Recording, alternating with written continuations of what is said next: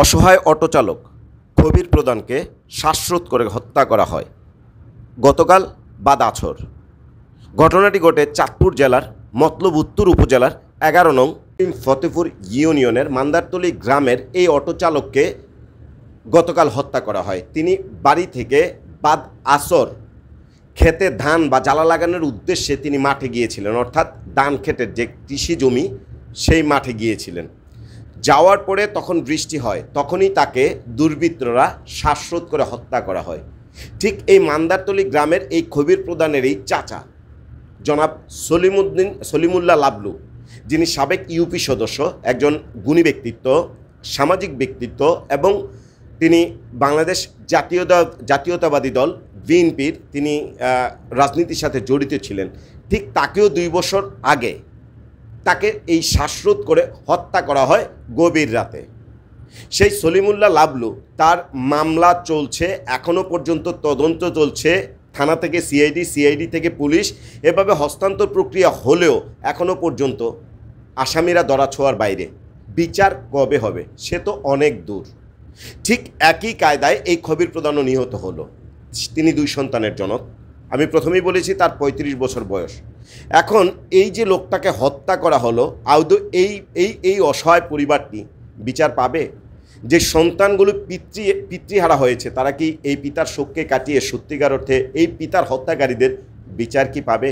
আমরা মতলব উত্তরের কথা যদি বিগত 10 বছরের কথা বলি, এরকম মিনিমাম 100টি হত্যাকাণ্ড সংঘটিত হয়েছে খুন হয়েছে, ধর্ষণ হয়েছে, বিভিন্ন জঘন্যতম অপরাধ। আমাকে কি কেউ নিশ্চিত করে বলতে পারবেন কোন ভুক্তভোগী এই হত্যাকাণ্ডের কিংবা ধর্ষণের কিংবা যেভাবে এই হত্যাকাণ্ড সংঘটিত হয় তার বিচার একটিও মতলব উত্তরে সম্পন্ন হয়েছে? আজকে মতলব উত্তরে কেন অপরাধ প্রবণতা দিনে দিনে বাড়ছে? শুধুমাত্র একটাই কারণ, সেটি হচ্ছে সঠিক তদন্ত, সঠিক বিচার এর অভাবে।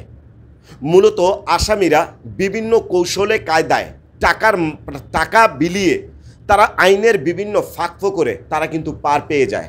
আর ভুক্তভোগী যারা, তারা বিচার প্রত্যাশায় হামাগুড়ি খেতে খেতে আদালতের কাঠগড়ায় বা আদালতের জায়গায় যেতে যেতে তারা একসময় ক্লান্ত হয়ে মুখ থুবড়ে পড়ে যায়। আমরা সলিমুল্লাহ লাবলু তিনি দেখেছি, তিনি আসলে রাজনৈতিক ঊর্ধ্বে, তিনি একজন বিশিষ্ট ব্যক্তিত্ব, অত্যন্ত গুণী ব্যক্তি। 2 বছর যাবৎ চলতেছে, এখনও মামলা আর এজাহারভুক্ত আসামিরাই গ্রেপ্তার হচ্ছে না। সবচেয়ে বড় কথা হচ্ছে তারই চাচাতো ভাই একই স্টাইলে 2 বছর পর গতকাল নিহত হলো এই কবির প্রধান, যিনি 35 বছর বয়সের 2 সন্তানের জনক। এখন মতলব উত্তরে যে সমস্ত অপরাধ প্রবণতা দিনে দিনে বাড়ছে, আমাকে কি কেউ, আবারও বলছি, স্পষ্ট করে বলতে পারবেন গত 10 বছরে মতলব উত্তরে 100টি এরকম নির্মম নৃশংস হত্যাকাণ্ড, ধর্ষণ, বিভিন্ন ধরনের কায়দায় বিভিন্ন হত্যাকাণ্ড সংঘটিত হয়েছে? কেউ বিচার পেয়েছেন বলতে পারবেন? হয় টাকায় মিলে যায় অথবা কোনোভাবে আইনের ফাঁকফো করে অপরাধীরা পার পেয়ে যায়। এমন যদি হতে থাকে, এক সময় অপরাধের অভয়ারণ্য তৈরি হবে এই মতলব উত্তর। প্রত্যাশা করব নির্বিঘ্নে, নিরাপদে, নিশ্চিতভাবে যেন মতলবের মানুষ বসবাস করতে পারে। সেই ব্যাপারে প্রশাসন, স্থানীয় যারা রয়েছেন কিংবা মতলবকে যারা নেতৃত্ব দিচ্ছেন, আপনাদের প্রতি অনুরোধ এই বিষয়টিতে দৃষ্টি দেবেন। আমরা চাই মতলবের প্রতিটি মানুষ, প্রতিটি পরিবার, প্রতিটি জনগণ ভালো থাকুক। আল্লাহ হাফেজ।